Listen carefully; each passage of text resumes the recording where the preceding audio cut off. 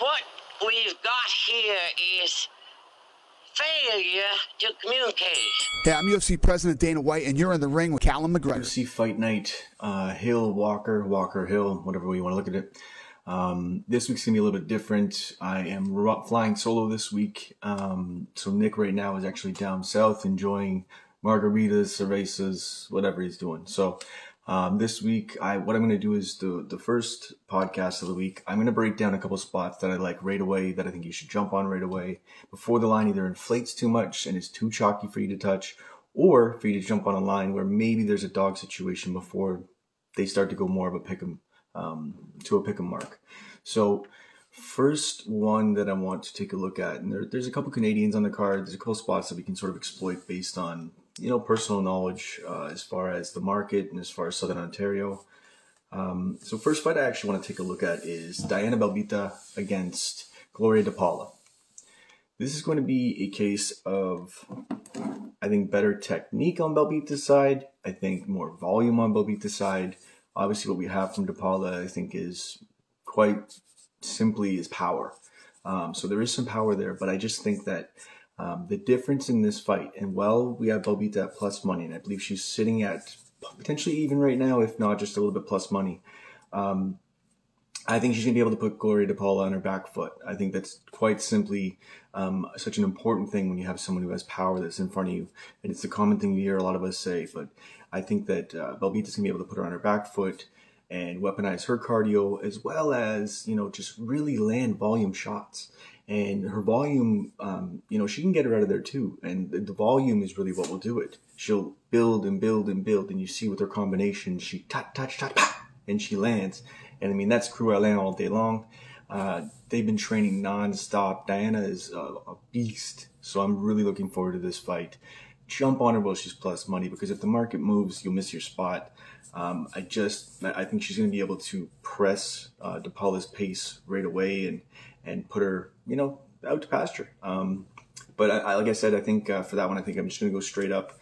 Diana Belvita right now, regardless if she ends up being at, you know, minus 115 or whatever it is, I believe she's still plus money. Next fight on the card that I want to look at before it gets too chalky. I was a little bit surprised at the line, only because of how the market looks at people coming off of Dana White Contender Series. So we have Chad Henderson against Jessie Strait. So Jessie Strait has some power in his hands. We know this, but we also know that he leaves himself exposed, and he doesn't like to be pressured. You know, and it's not that there's a whole bunch of tape on seeing him be pressured and he's you know, adverse to it, but those have been the holes that we've seen at times where people have been able to exploit it and catch him. Press him, touch him, and then boom, good night. So the one thing that I want to look at with this fight is Chad Henderson. He was underestimated huge in his fight against Gafarov, and was, I believe, a plus 250, if not more. I didn't take a look at it, but he was sitting very high as far as a dog. We jumped all over that one. Why? When you watch his video and you watch his footage on all of his fights, he doesn't really quit in the fight. So even if, you know, in every fight, even the best, at times things don't go their way, he's got that you know, that hunger in the ring. He's going for every scramble, he's always fighting for it. If he gets hit, he's throwing two. And he weaponizes his cardio, but it's his will that's the biggest thing that I think it's one of his biggest attributes, really. His technique's there, but sometimes you have people that are in it, really, and some people that have been fighting for years that just never really have that killer instinct or that drive to win when it gets tough. And he wins that split decision. You know, it's a story of an underdog as far as what the plus money was, but god damn it, why can't I get more plus money on him in his debut? So Chad's sitting at a chalky minus 250-ish. And, you know, as much as I like the guy, as much as I like his fights and everything else, I mean, we might do a Canadian parlay for fun. It's tough to touch that one. You know, it's his debut. Anybody's debut at minus 200 and above. It's hard to touch. So I might try to find an angle with this one. I'm going to dig into the tape more and see if there is, you know, let's see if Chad can maybe put him away. I'm hoping to be able to talk to Chad this week. maybe get a little bit more insight. Obviously, he's not going to tell us his game plan, but just to sort of see how he's doing and see what's going on and how he's looking at fights. And I know he likes to pick fights as well, too. So I'm looking forward to that. But I think Chad definitely will win that fight. It's just hard to place the money on it. And then the next one on the card that I would take a look at is Parker Porter against Alan Baudouin. This isn't a case of me wanting to get into, backing Parker Porter so much. Although he is a guy that, and similarly to Chad, he just goes and he just fights and it's his will and he just paces people. Alan Baudouin is a fade. Baudouin shouldn't have been in the UFC in the first place. He's sort of a one-trick pony. Him and Charant should probably go to the LFA, maybe even further down the line together. Because after this fight, I can't see him being in the UFC. He hits hard, but I just don't think. I think with the similar to what you're going to see Belvita do to Paula, you're going to see Porter do to Baudouin. He has the power. But Parker Porter's going to put it on him. He's going to throw 3 to his 1. He's going to put him on his back foot. He's going to press him against the cage. He's going to be able to actually even take him down if he needs to. That's in the back pocket. I got to fade him because he beat my boy based on a disqualification because my friend smoked weed or was around weed or whatever it was, I don't even know, had metabolites of THC in his system. He won the fight outright and they overturned it and gave it to Baudouin because of marijuana, not no contest. Literally, he has a win on his record because someone smoked some weed or was around somebody who smoked weed at a party. I just want to fade him for that reason alone. So even if he sees this, I'm sure I'm not. He's not going to be too happy about it. But who am I, anyways? But Parker Porter, I think, is going to put it on him. He wants to put him out. Parker Porter wants to make his statement because he sees the holes that I think that I see as well too. So we'll see where this one goes, but I'm definitely going Parker Porter, but he's also chalky as hell too. This is early takes. I'm just taking a look and seeing what's going on. Next fight I want to talk about is Joaquin Buckley against Abdul Razak Alhassan.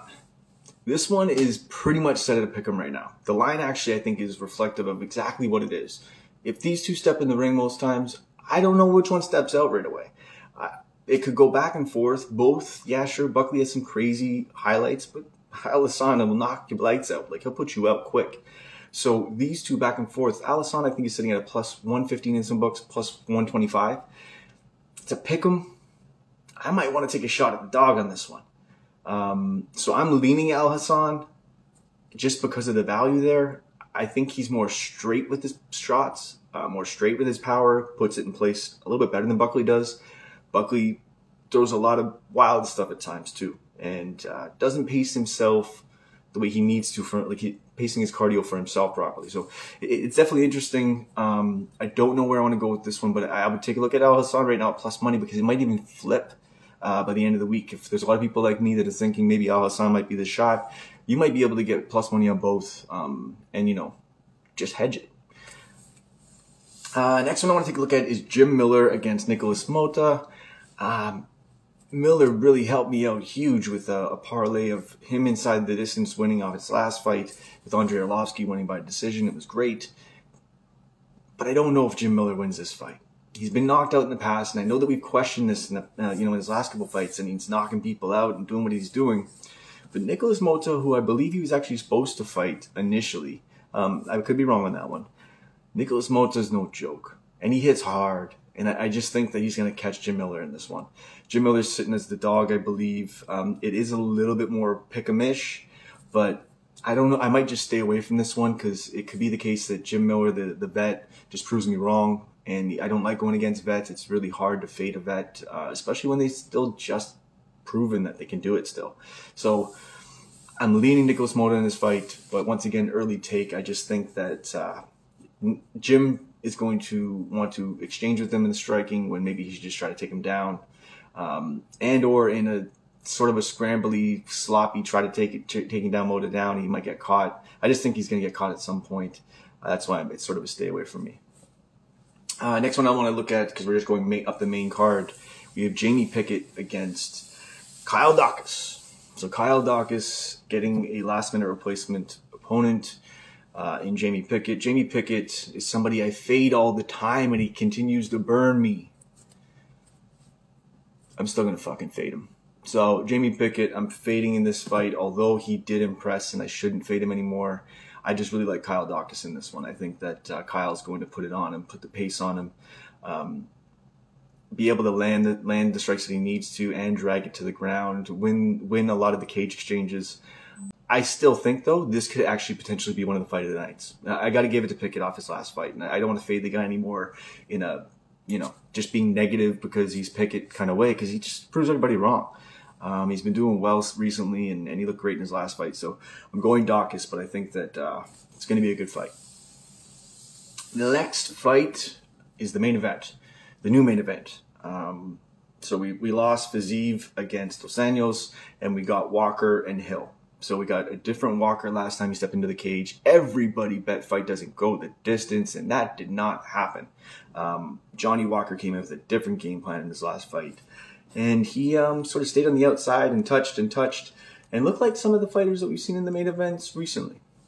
I don't know if we're going to see that in this one. I think there was a lot of criticism after that last one. Not to see that he's going to, bow to the pressure of internet trolls or fans or whatever it may be, but I don't see him coming in so methodically slow and not really pacing anything and not really putting combinations together because he lost to Santos and it didn't work. The game plan didn't work. So I think he's had 3 fights out of his last 5 that he's lost. He has poor fight IQ. So for me, when you show poor fight IQ once, sure, because maybe it's just a moment, a thing that happens. But when you do it on multiple occasions, I can't touch it. And I said that in my New Year's resolution, or when we started the new season, I just can't do it. I'm not dealing with anybody who has poor fight IQ. I'm not playing the game anymore. And also on the flip side of things, I'm really high on Jamal Hill. I know a lot of people that don't like him. He comes across cocky, whatever else, but he's an underestimated guy who people were fading nonstop, but he'll knock your block off and take your arm at the same time. So I think he's going to be able to catch Johnny Walker early. I think he's going to not really respect Johnny Walker early too. I think he's going to take it to him. And I think Walker's going to get put out to pasture. I think we're going to actually have a finish in the main event.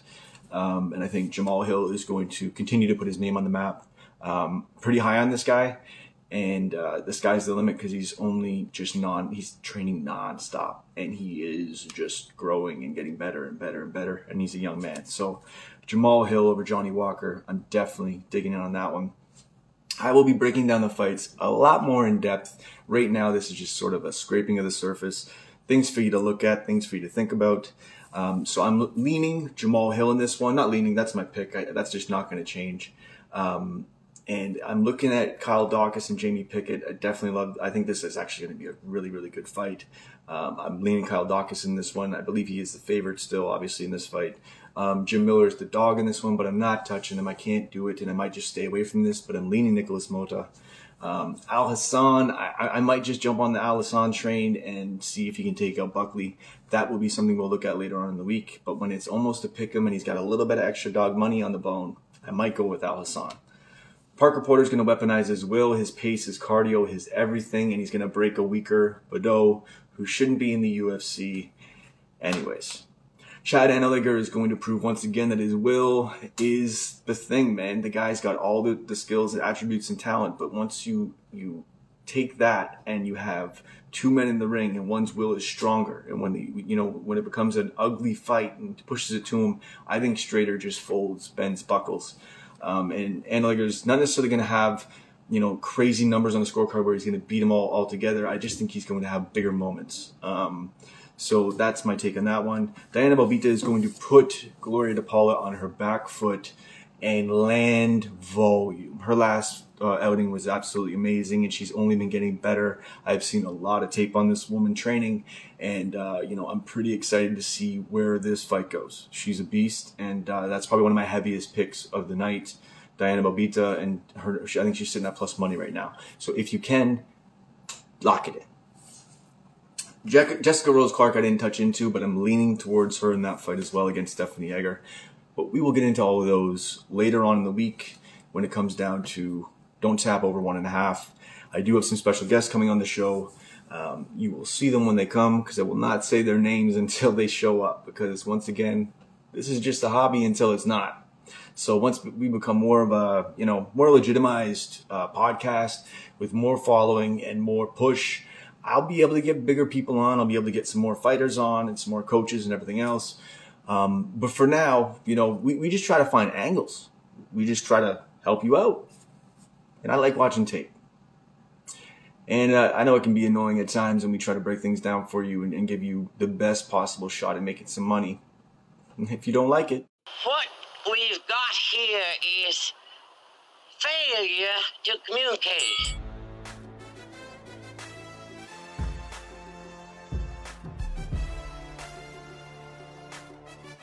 The champ, John Jones. Follow me on Twitter.